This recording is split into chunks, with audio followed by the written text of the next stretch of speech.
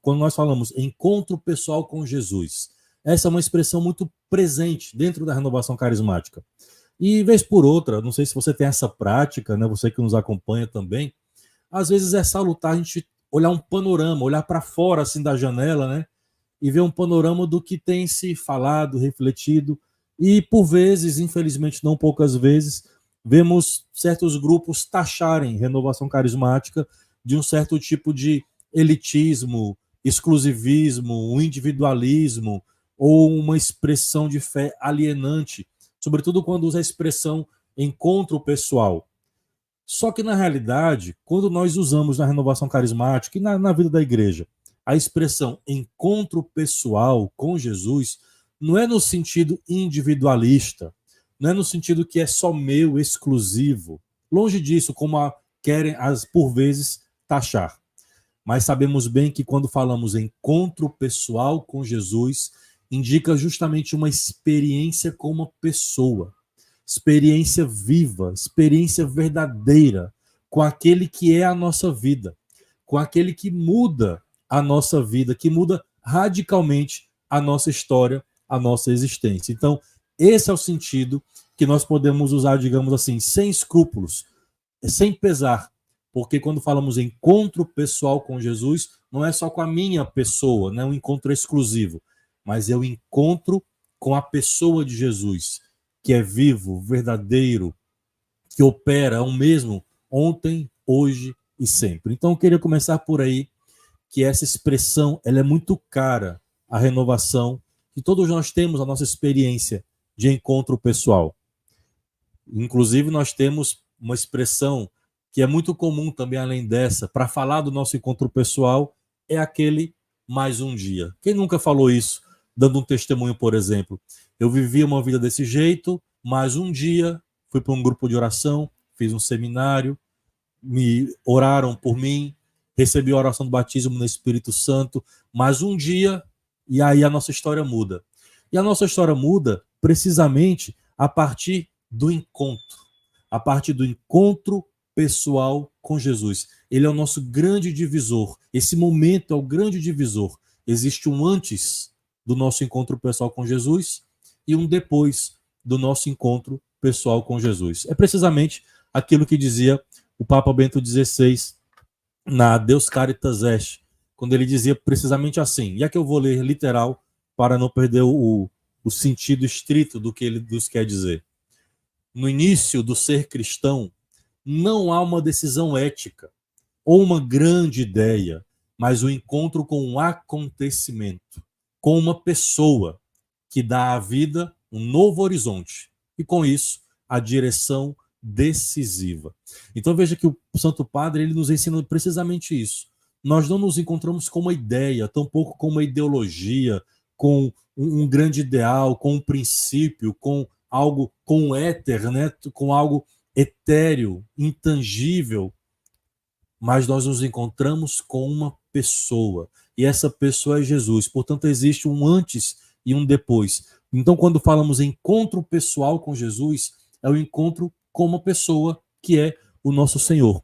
Portanto, que ao longo dessa nossa live, dessa conversa que teremos hoje, eu gostaria de destacar alguns personagens que fizeram eles também, e são os nossos irmãos mais velhos na fé, vamos dizer assim, que por primeiro tiveram seu encontro pessoal com Jesus, e são como que lembranças e ensinos para nós, para o nosso encontro hoje, cotidiano, diário e renovado. Claro que não vai dar para esgotar todos os encontros que estão listados na Sagrada Escritura, mas eu vou destacar alguns aqui para a gente poder conversar, meditar e refletir ao longo dessa noite. Eu gostaria de começar, e quem me conhece também sabe que eu gosto muito de indicar recomendações de livro, de leitura, para que a gente possa aprofundar um pouco o que vem após, né, uma live como essa, ou uma formação e assim por diante. Tem um texto muito interessante, infelizmente ainda não traduzido ao português, de um biblista espanhol, padre César Franco Martínez, e ele traz uma palavra muito interessante já no comecinho do seu livro, que é justamente o título da obra, Encontros com Jesus no Evangelho de João. Não tem ainda traduzido em português, mas é uma obra muito fantástica. E ele diz o seguinte: ninguém, no seu uso da reta razão, rejeita a luz e opta pela escuridão. Ninguém prefere a morte à vida. Ninguém elege a cegueira privando-se livremente da visão. Ninguém, diante de uma doença, evita o médico que lhe oferece a saúde. Nem mesmo o desajeitado do paralítico na piscina, que levou 30 anos, que ele ficou 38 anos doente. Nem o astuto cego de nascimento. Nem as irmãs de Lázaro fecharam a porta para a vida e a ressurreição que Jesus oferecia. E ninguém, diante da cegueira do pecado, que obscurece a existência, rejeita a luz, que rompe, que quebra com as trevas. Ninguém, exceto aqueles que preferem a escuridão e que creem que estão vendo, ainda que permaneçam cegos. Então, olha que palavra que mais forte, né? Que expressão mais interessante. Em sã consciência, todos aqueles que têm um encontro pessoal com Jesus, que estão diante do Senhor, que é vivo, que é verdadeiro, que é real, ninguém sai o mesmo. Ninguém em sã consciência que está minimamente com o coração aberto ao nosso Senhor não deixa de ser transformado, a não ser que opte deliberadamente pela escuridão, achando que está vendo alguma coisa. Então, essa expressão é muito bela. E é justamente esse o ponto do Evangelho de João. São João ele vai descrever o seu Evangelho como sendo o Evangelho do encontro. Ele é como se ele colocasse Jesus saindo ao encontro de todos os homens, de cegos, de pobres, de mendigos, de pecadores, dos doutores, dos ignorantes, dos simples, de homens, das mulheres. Jesus é aquele que, por primeiro, vai ao nosso encontro. E aqui tem uma expressão muito bela do Papa Francisco, que, se você percebe, ele gosta muito de criar algumas expressões diferentes, alguns neologismos. Um desses é a expressão primeireia. Diz o Papa Francisco que Jesus, que Deus, ele nos primeireia. Ou seja, ele é o primeiro a nos amar. Ele é o primeiro a sair ao nosso encontro. Isso ele fez ao longo do Evangelho de João, mas ele continua fazendo hoje. No hoje da nossa história, no hoje da minha vida, no hoje da sua vida. Ele ainda continua saindo ao encontro de todos os filhos de Deus. Todos os dias, ainda hoje, porque ele é o mesmo, ontem, hoje e sempre. E aí nós começamos a ver uma certa estrutura nesses encontros de Jesus no Evangelho de João. Geralmente, quando nós se encontra com algum dos personagens, que vamos já bater um papo e conversar aqui sobre eles, geralmente Jesus ele faz uma pergunta, ele faz uma inquirição, ele coloca uma questão para aquele personagem. Então existe uma persuasão do encontro. E o que é que isso tem a ver para nós hoje? Isso tem muito a ver com a nossa ação evangelizadora. Há uma persuasão na evangelização, há um convencimento, mas que não é apenas um convencimento racional, pela lógica, pelos argumentos, embora eles também sejam importantes, mas é a eloquência da presença, é a persuasão do testemunho, é a persuasão da própria presença real de Jesus, de Deus nosso Senhor, que ali se impõe. Então existe uma persuasão, um convencimento do encontro. Ninguém sai da mesma forma que chegou após o encontro com Jesus. Se nós abrimos o nosso coração, como aqueles homens e mulheres do Evangelho de João abriram, nossa vida pode ser mudada imediatamente, instantaneamente, naquele momento. Então vejamos que São João, ele é um perito narrador desses encontros, dos diálogos com Jesus. Para falar ainda um pouco mais dessa estrutura que São João vai colocando ao longo desses encontros e diálogos, podemos ver que, além de Nosso Senhor fazer a pergunta para os personagens com que ele encontra, ele também, São João, vai colocando ali uma identidade dos personagens. Ele vai expondo um pouco de quem é, a sua cultura, o seu tempo, se é homem, se é mulher, o contexto da sua vida. Ele coloca o tempo e atenção muito a esse elemento. O elemento tempo está muito presente nos encontros de João. Se é de dia, se é de noite, em que momento aquilo está acontecendo. E ainda um aspecto, se você ler nas entrelinhas do texto, há um aspecto também até psicológico. como que se São João ele quisesse destacar para nós, para os leitores da Sagrada Escritura, esses elementos da alma dos interlocutores de Jesus. Um outro elemento que São João também vai colocar ao longo do seu texto e nesses encontros é também o impacto das palavras de Jesus, o impacto do encontro de Jesus com essas pessoas. Como que a palavra de nosso Senhor, como que a sua presença, o seu amor, a sua misericórdia, ela vai reverberando, ela vai impactando a vida daquele que é encontrado, a vida daquele que é achado por Jesus. E aí você pode atribuir isso à sua própria história. Como foi o seu encontro pessoal com Jesus? Qual foi o impacto que aquele encontro gerou e tem ecoado e continua gerando nos dias de hoje? Quais perguntas nosso Senhor continua fazendo a mim e a você quando lemos a sua Escritura, quando nos colocamos em oração?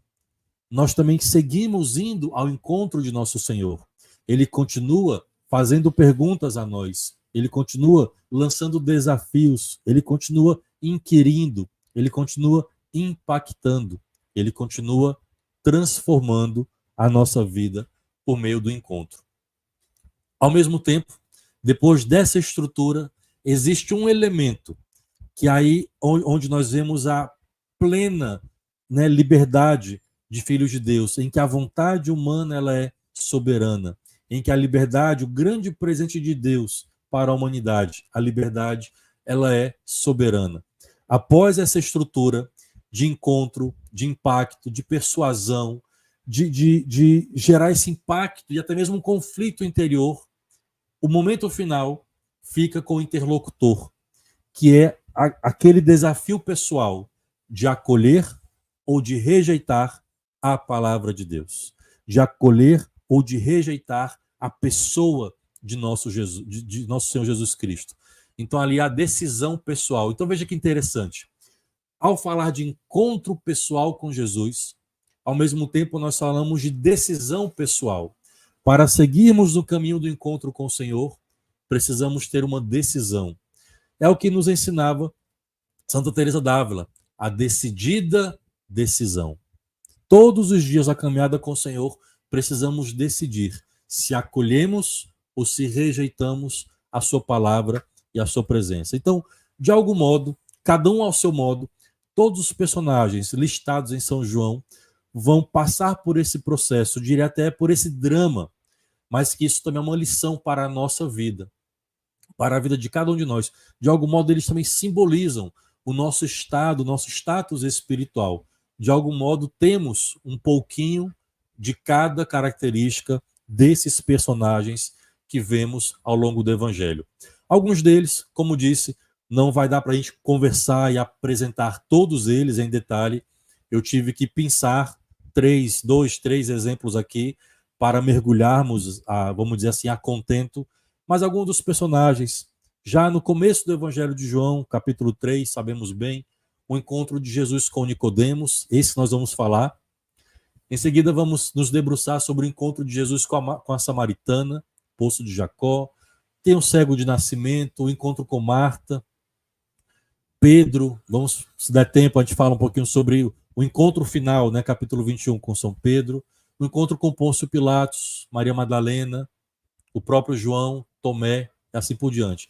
Muito curioso que os encontros com Jesus, ao longo do Evangelho de João, todos eles se dão com discípulos, exceto o encontro com Pôncio Pilatos, que há ali uma conversa teológica, filosófica, ao se perguntar sobre a verdade. Mas vamos então começar aqui, entrar de cheio no nosso tema e na partilha que temos para hoje. Vamos tomar o Evangelho de São João, eu não vou ler o texto todo por questão de tempo, mas trabalhar sobre o encontro de Jesus com Nicodemos. Evangelho de São João, capítulo 3, de 1 a 21. Conhecemos bem o texto. Nicodemos é aquele discípulo que encontra nosso Senhor à noite. É o discípulo noturno. Então, nada no Evangelho de São João ali está à toa. Aliás, nada na Sagrada Escritura está à toa.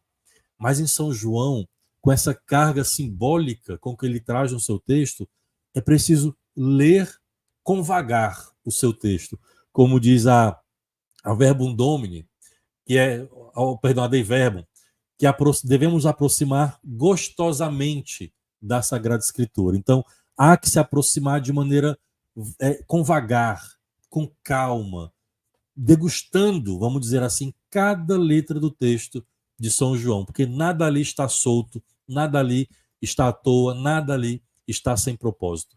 O fato de João colocar o encontro de Nicodemos com Jesus à noite não é sem propósito. Essa ideia, ela já é um destaque, que nós podemos fazer um link já no final do Evangelho de João. E aí eu gostaria que você fizesse esse exercício já inicialmente. João 3 com João 19. Então, ele coloca Nicodemos como o discípulo da noite.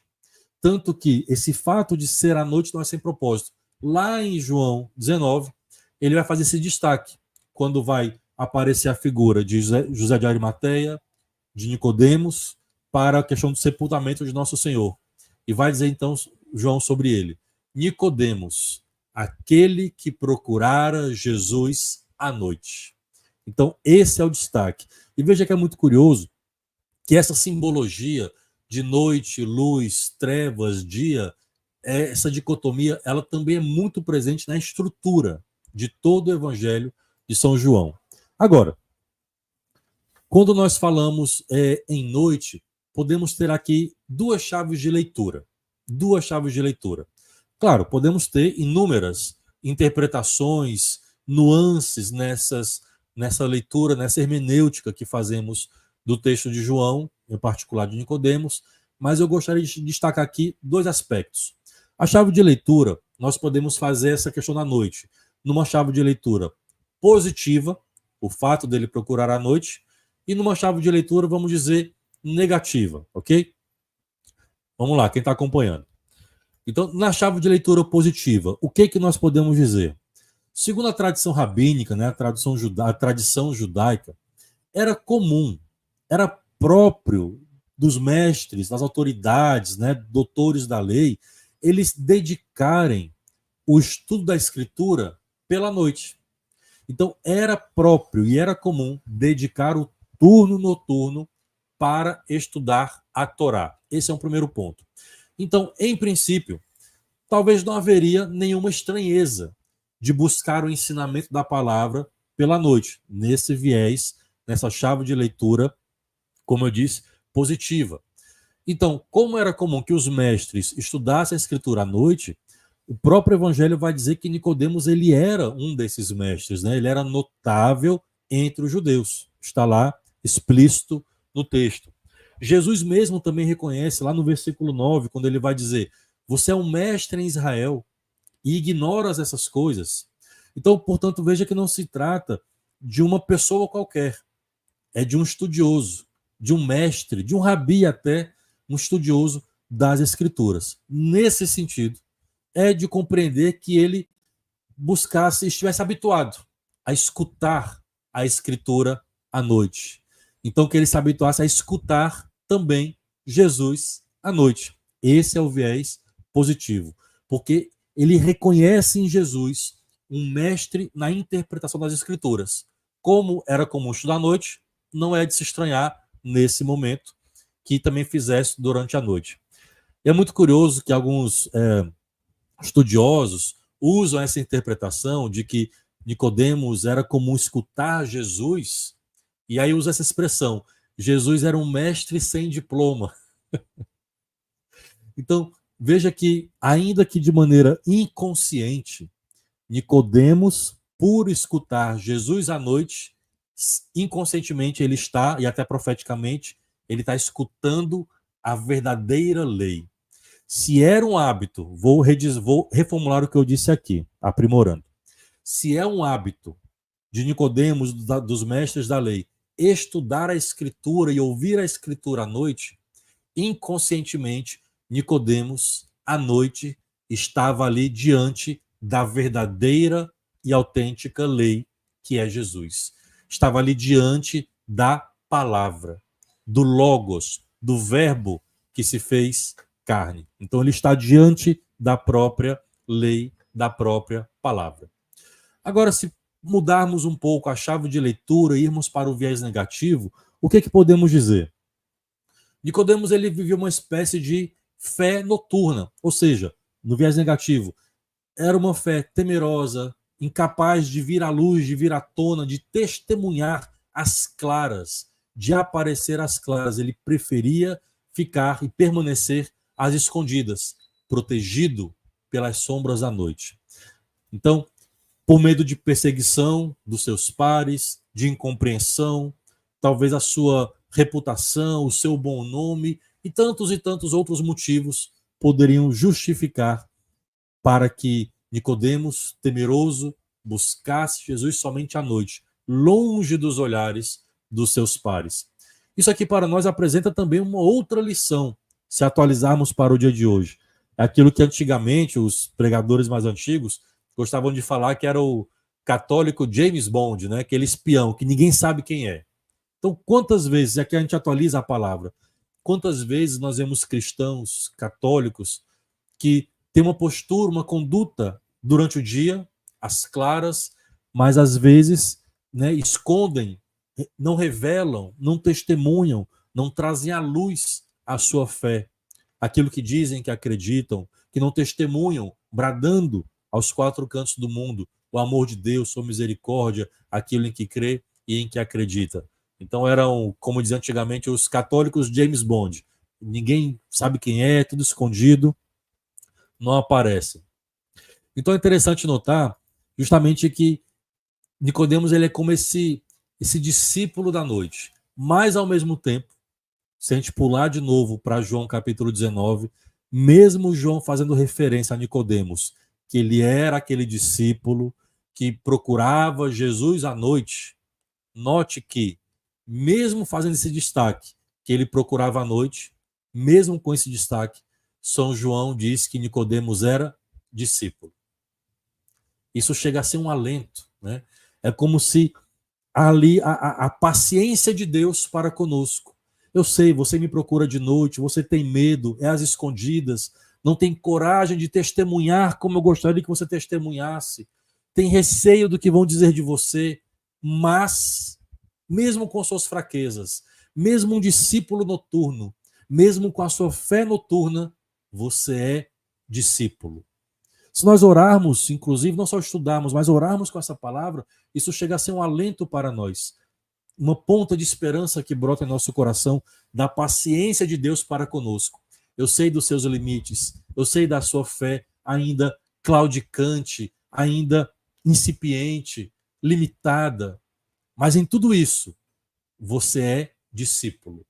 E o fato de ser discípulo coloca Nicodemos e coloca cada um de nós de cheio dentro do coração de Jesus. Então, o próprio João, ao dizer que ele era o discípulo que procurava à noite, reconhece que é discípulo. Portanto, São João coloca Nicodemos igual aos demais discípulos. Coloca no mesmo patamar de discípulo. Não faz tratamento diferenciado. Somos todos discípulos. Isso é um alento, é uma palavra profética até. Então, para São João, veja que é muito presente esse binômio, esse contraponto que ele gosta de fazer entre noite e trevas, luz, claro, escuro, dia, noite.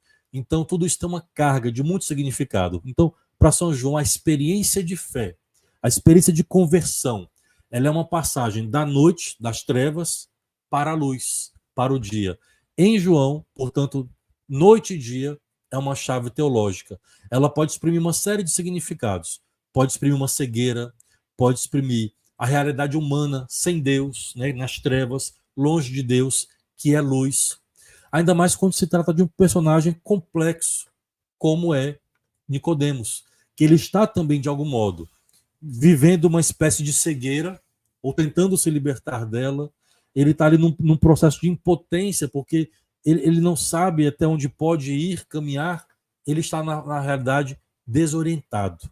Então, podemos dizer que esse é uma espécie de contexto em que São João coloca Nicodemos. E ele também, Nicodemos, faz o seu caminho pessoal de conversão. Ele faz, portanto, o seu caminho de encontro com Jesus, que começa à noite, mas termina de dia. Olha a beleza do Evangelho.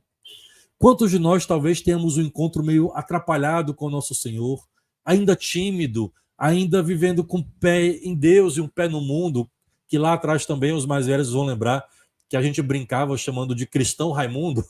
Quem lembra dessa, né? Um pé em Deus e um pé no mundo.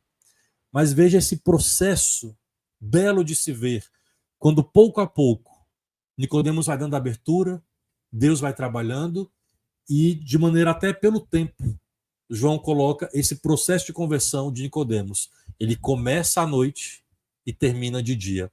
Ele começa encontrando Jesus à noite, no capítulo 3, e termina em plena luz do dia, capítulo 19, tratando do túmulo e do sepultamento de nosso Senhor. Então, é um processo que João vai colocando na conversão de Jesus, que inclusive esse processo de conversão é mostrado até mesmo pela mudança do tempo, da noite para o dia, das trevas para a luz.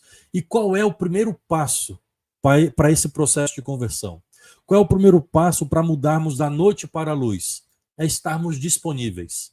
Um coração disponível, o Senhor não rejeita. E Nicodemos tinha o seu coração disponível para aprender do Mestre, para ouvi-lo, para escutá-lo, para ser ensinado, para deixar-se formar pelo Senhor.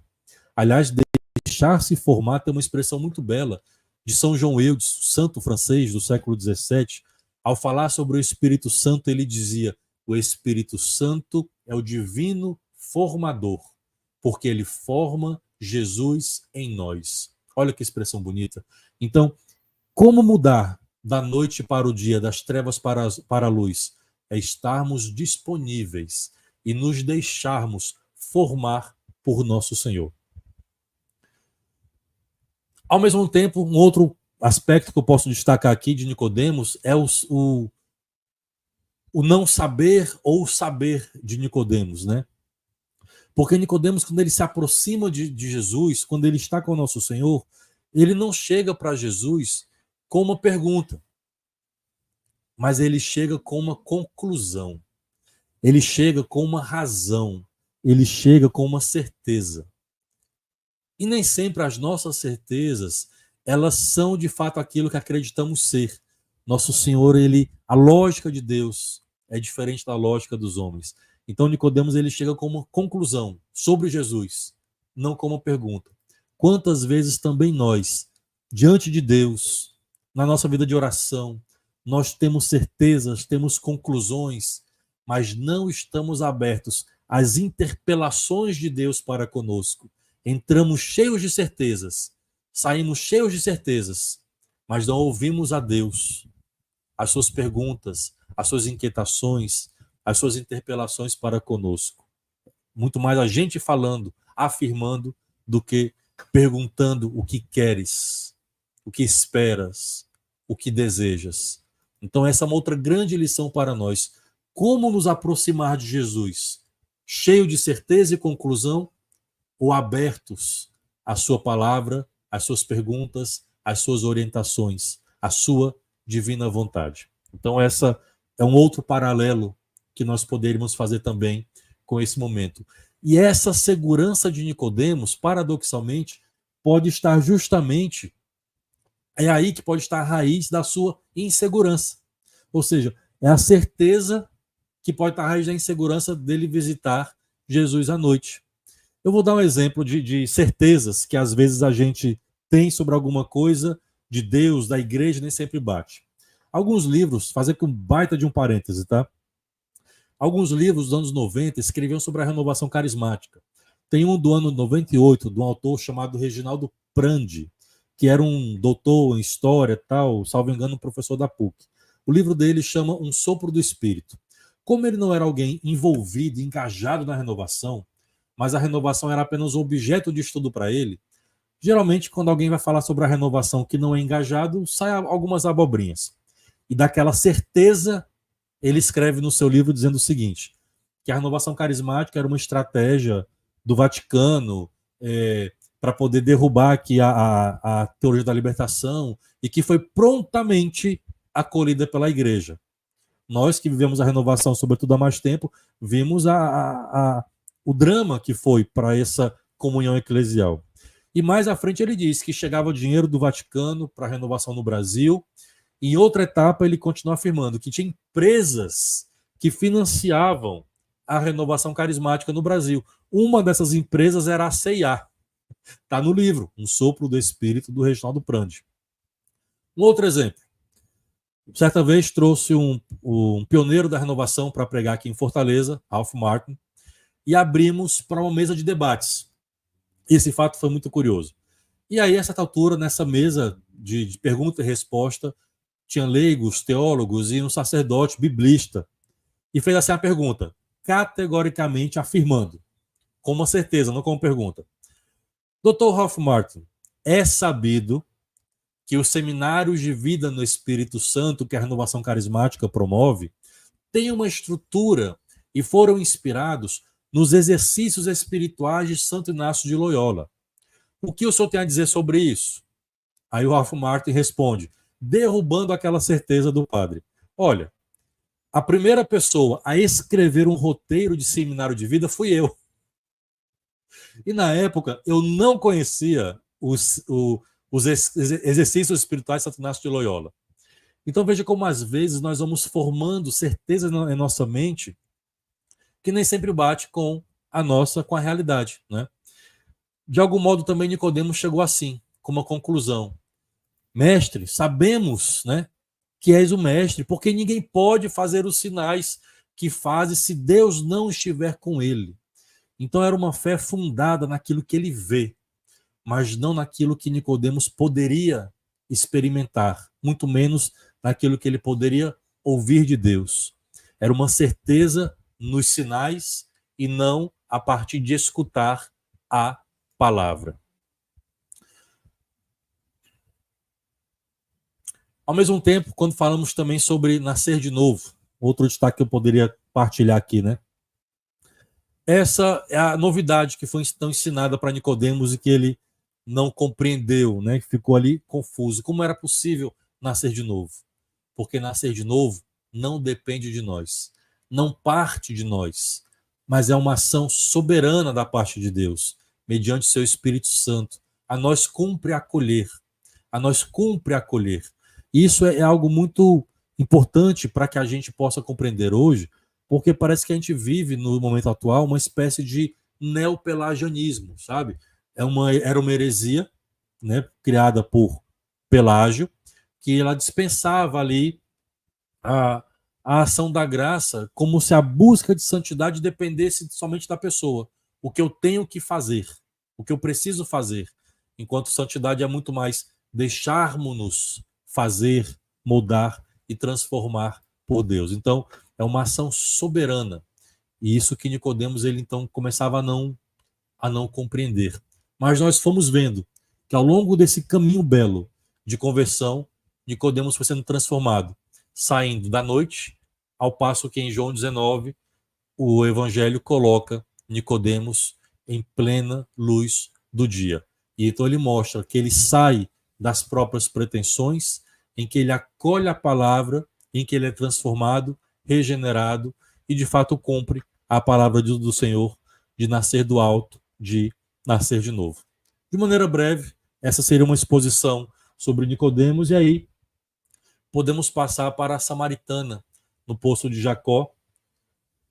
Para essa reflexão, queria indicar uma outra leitura que eu acho muito salutar, chamada Elogio da Sede, do cardeal Tolentino Mendonça, um cardeal português, em que ele faz uma bela reflexão. Boa parte do que eu vou tratar aqui está lá explicitado nele, também na obra do Padre Micael e outras fontes que fui tratando aqui. Logo após o capítulo 3 de Nicodemos, nós vemos ali imediato o capítulo 4, em que Nosso Senhor se encontra com a Samaritana. E veja o contraste que São João faz entre os tempos de um encontro e de outro. Se você lembrar bem, o encontro com Nicodemos se dá à noite. Já o encontro com a Samaritana se dá em plena luz do dia, no céu, no sol a pino, meio-dia, né, em pleno meio-dia. Então não estamos mais agora, São João nos coloca em outro cenário. Não estamos mais à noite, mas estamos agora de dia. E esse vai ser um anúncio transformador, porque vai falar de uma fé luminosa e de uma fé que ilumina a vida daquela mulher, como também ilumina a minha e a sua vida, se nos deixarmos penetrar e alcançar pela palavra de Jesus. Assim como aquela mulher samaritana foi alcançada pela palavra de nosso Senhor e naquele diálogo, naquele encontro, foi iluminada ao meio-dia, cada encontro nosso com a sua palavra, na oração, na Eucaristia, cada encontro com o Senhor também pode ser uma experiência luminosa que lança luz sobre a nossa vida. E esse é um anúncio tão transformador na vida daquela mulher que, por sua vez, ela vai anunciar aos outros. E isso é uma outra lição para a gente. Existe um caráter de alteridade quando encontramos o Senhor. Eu sou alcançado pela palavra, mas isso me leva a anunciar, a levar a palavra aos outros. Tanto que ela, admirada, corre para os seus concidadãos e vai dizendo, né? Ele me disse tudo o que eu fiz.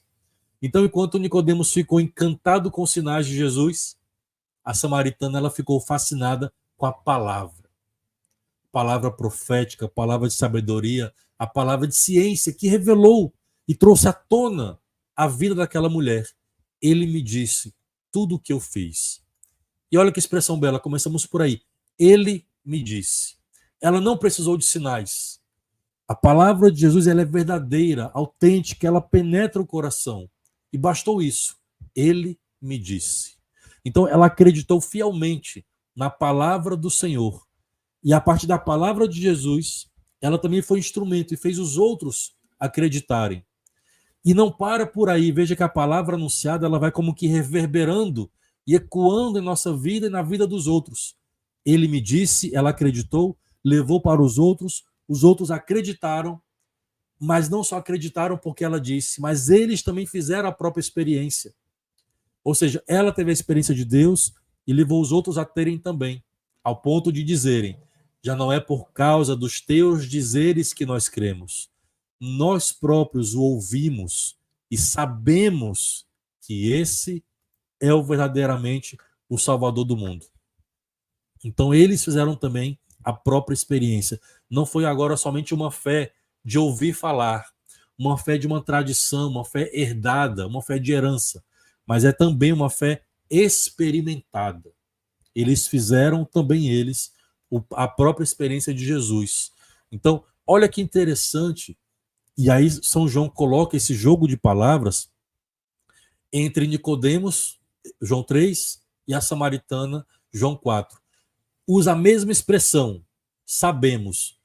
Nicodemos afirma, nós sabemos que tu és, né, o mestre que não faria se não viesse de Deus. Os concidadãos samaritanos também usam a mesma expressão, nós sabemos. Só que aqui, meu irmão, minha irmã, já é um outro tipo de saber, é um outro tipo de conhecimento. Não é somente um saber intelectual, mas é um saber, conhecer no sentido mais profundo, daquele que experimentou, daquele que viu, daquele que escutou e que experimentou Jesus em sua vida. Então veja que paralelo interessante que São João coloca. O saber que Nicodemos fala é a mesma palavra colocada em João 4, mas o tipo de conhecimento aqui é diferente. Ou seja, não apenas o sinal, mas a palavra, como uma expressão que nós falamos muito. Não buscar apenas o Deus que cura, né? Não apenas buscar a cura, mas o Deus que cura. Não buscar apenas a cura, mas o Deus que cura. Bom, voltemos aqui agora para a samaritana. Ela tinha ali uma tarefa rotineira, cotidiana, todo dia ali buscando água. Ela tinha talvez, e aí podemos mergulhar nesse mistério, a sua vida calculada. Ela sabe o que tem que fazer, ela sabe a hora que tem que fazer, talvez ia buscar a água ao meio-dia para não ter que encontrar outras pessoas que talvez ali pegassem no pé dela, teria menos gente ou mesmo ninguém naquele horário, para estar à solidão, sem ninguém pegar ali no seu pé, falar algo nela. Então, ela tinha uma vida acostumada, arrumada até, resignada, uma vida previsível. Veja que ela está ali na beira do poço. Esse estar à beira do poço indica esse ponto de virada.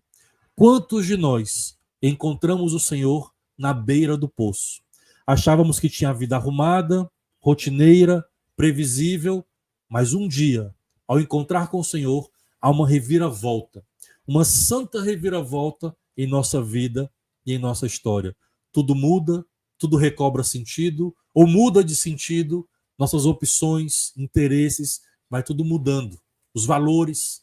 Então ela está na borda do poço, ou seja, ela está prestes a ter o seu grande ponto de virada ao se encontrar com o Senhor, na borda do poço. Jesus, ele quebra o emaranhado da vida daquela mulher.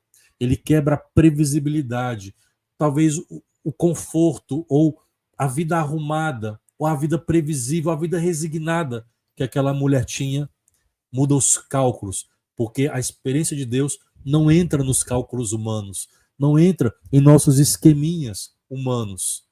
Podemos experimentar muito mais do que podemos imaginar, em dignidade de filhos de Deus, em liberdade, em valores, em ser homem, em ser mulher, em ser filho de Deus. Por isso, nosso Senhor, ele coloca como que urgente encontrar aquela mulher. Ele precisava passar por Samaria. É o que vai dizer o versículo 4. Na realidade, talvez não precisava, porque se você pegar ali o mapa, né, da Galileia, você vai fazer ali um trajeto que pode contornar e não passar por Samaria. Era um pouco mais longo, mas poderia evitar aquele povo ali que não se dava bem entre os judeus, né, com os samaritanos. Mas há uma necessidade de Jesus em passar por lá, como quem diz, eu preciso encontrar aquela mulher. Jesus, ele quer precisar, ele quer encontrar a mim e a você. Assim fez com a mulher samaritana no poço de Jacó, assim faz comigo, com você, com cada um de nós, todos os dias. Todos os dias. Não era uma necessidade geográfica passar por Samaria, era uma necessidade de alcançar aquela alma, como diz o Papa Francisco, de visitar as periferias do mundo. E aí, vamos avançando um pouco, vai dizer o texto que Jesus estava cansado. Santo Agostinho tem uma expressão muito bela. Ele vai dizer que esse cansaço de Jesus é um cansaço por todos e por cada um de nós.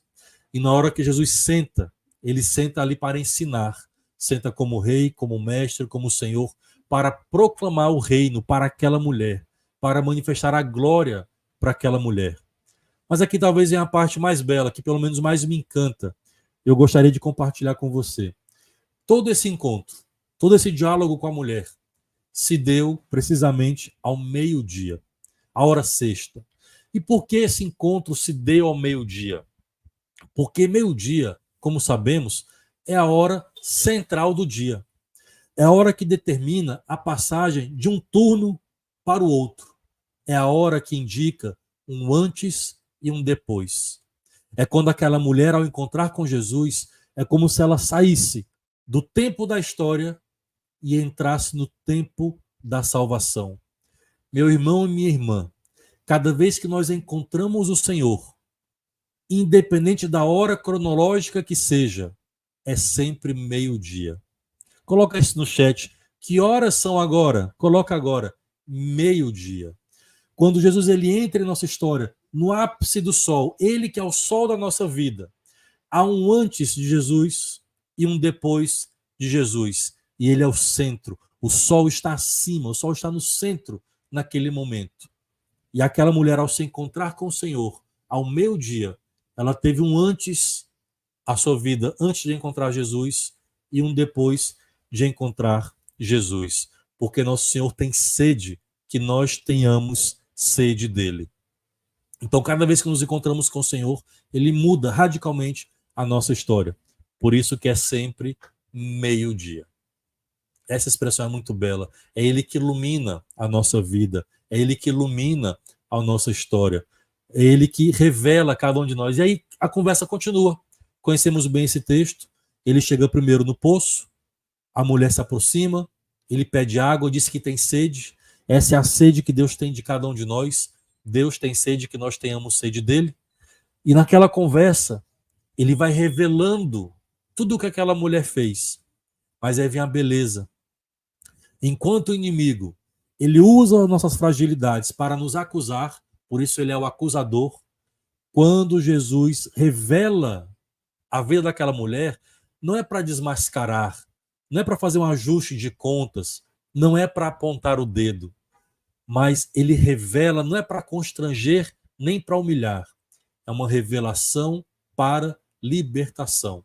Se conhecesses o dom de Deus, se você soubesse o que eu posso fazer na sua vida, se você se abrir a mim, o quão melhor você pode ser, o quão mais feliz você pode ser, o quão mais em dignidade sua vida pode crescer, entende? Revelar o segredo daquela mulher não era constrangê-la do que ela fez, mas era um processo de libertação para que ela crescesse em dignidade e reconhecesse o seu valor de filha de Deus. Quando o Senhor revela a cada um de nós o que nós somos, o que nós precisamos mudar e fazer, por exemplo, na confissão, não é para nos humilhar, mas é para nos libertar. Como uma expressão bela do Papa Bento XVI, somente Deus revela o homem ao homem. É somente diante dele que nós sabemos quem realmente nós somos e quem nós podemos ser, se a ele nós nos abrimos.